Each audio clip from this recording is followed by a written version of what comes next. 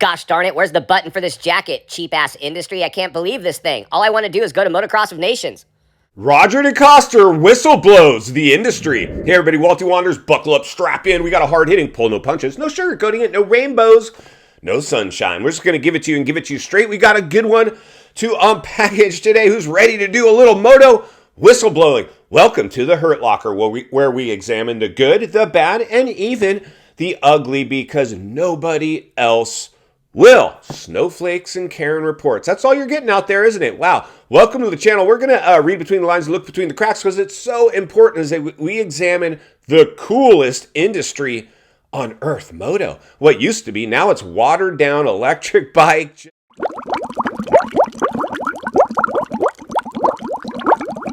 Joke.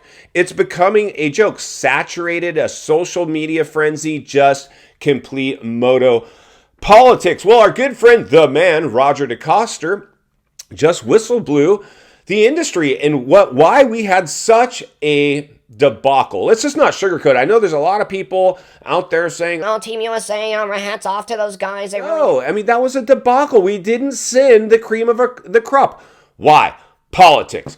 So we're going to examine that. I saw an interview with Roger at MX of Nations, and I was kind of blown away because I didn't really realize this was some of the other factors that played into this whole debacle. This is bad because you see what's going to happen next year, as in case you didn't know, we're entering into recession. If we couldn't, in a stimulated economy, pay for riders and teams to go represent the richest nation on earth, what's going to happen next year or the year after that? This is not good. This is bad on many levels. But the reality is this. We've seen this before. You know, remember back in the day, Walty always likes to talk about back in the day. Back in the day, Ryan Dungey and Roger DeCoster were at Suzuki, and Roger came alongside Suzuki and performed. Bring them Ryan, who won the outdoors in his rookie season. He didn't win every moto, but he won the outdoors in the premier class in his rookie season. Blow the lid off it, Walty. The industry kind of burned me too. Sorry, Jet. It's just the facts, bro. Hey, mates, it's Jet Lawrence. Make sure you stop by the pits this year and pick up some Jetson donuts. Oh, wait, they're not free anymore. You got to pay for them. Dungey was a cool dude. Even though he's pretty cookie cutter and as clean as the driven snow, you got to have that guy. You got to have the knight in shining armor out there, the white knight.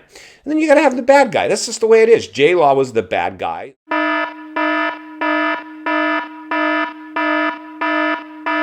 In the era back then, and Dungey had to deal with that guy. But we could see that the white knight always seems to come out on top. Insanity. Insane. So Roger goes, hey, Suzuki, we're going to need to negotiate my contract. And they're like, yeah, Roger, we'll give you a 1 year deal. And Roger's like, what do you mean a 1 year deal? I need some job security, bro. So he's like, no, you know what? Keep your kickstart bike. I'm going over to KTM. And then he brought Ryan over there as soon as he could. And that was the start of the end of the bottom for Suzuki as we know it today until Kenny Boy came in and maybe temporarily. Yo, what's up, Walty? Did you hear Suzuki paid me for another year to kickstart this thing in 2024? Breathed a little life into the brand, but they still got to kickstart that bike. Why can't they give it an electric start? My gosh, so relying on Kenny to basically save this brand. You better do something for the bike other than Kenny, my friends. But they're on borrowed time over there. You don't have a big factory effort. You're using basically a satellite team to house this effort. Kenny's got you in a stranglehold. He's calling the shots. Well, that's what basically just happened with Team USA. This could have been the kiss of death as we enter this cesspool now that's entered politics as Wall Street is infiltrated the series. That's just the reality. You want to know why there's no other series coming, no money races, why it's SMX? Because Wall Street and politics have potentially polluted the industry. I've heard of motocross. Pick me, pick me, pick me, pick me. So here we go. Motocross of Nations after the weirdest season in history. Riders dropping out of the series, jumping ship on teams.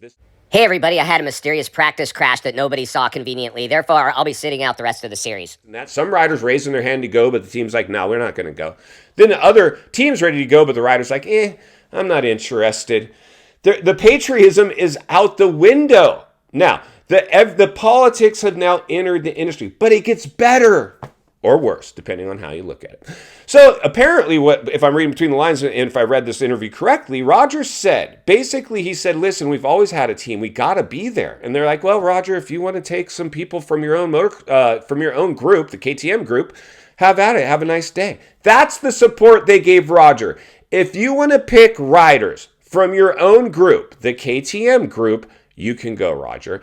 And they went over on a skeleton crew with zero prep, with riders that haven't been on the bike. Christian, for a long time, raised their hand to go. What are you going to say no to Roger DeCoster? When Roger DeCoster calls you, what do you say? No, he probably should have.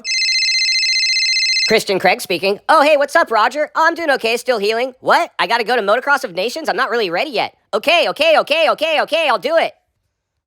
But he did it. I mean, that's something you want to say you've done. Unfortunately, might not have done himself any favors. Now, the industry continues to sugarcoat it and tell you, oh, yeah, you know, I don't know. They're like 8th place. That's like in school when they used to give out ribbons for last place. No, we're not giving out ribbons for last place. But the reality is this, friends. That's exactly what happened. Roger said, when he said, we need to put together something for Motocross of Nations, they said, sorry, bro, pick from your own group and you can go do it. And that sucked. And if you go back and look when they arrived there and they drove them out like they always do in the back of a pickup truck, you could tell, other than AP up there, because AP is really the only person with some recognition and personality and a social media presence. Woohoo! Yeah, I'm stoked to be anywhere. I don't even know what country we were in. All I know is we're not in Kansas anymore.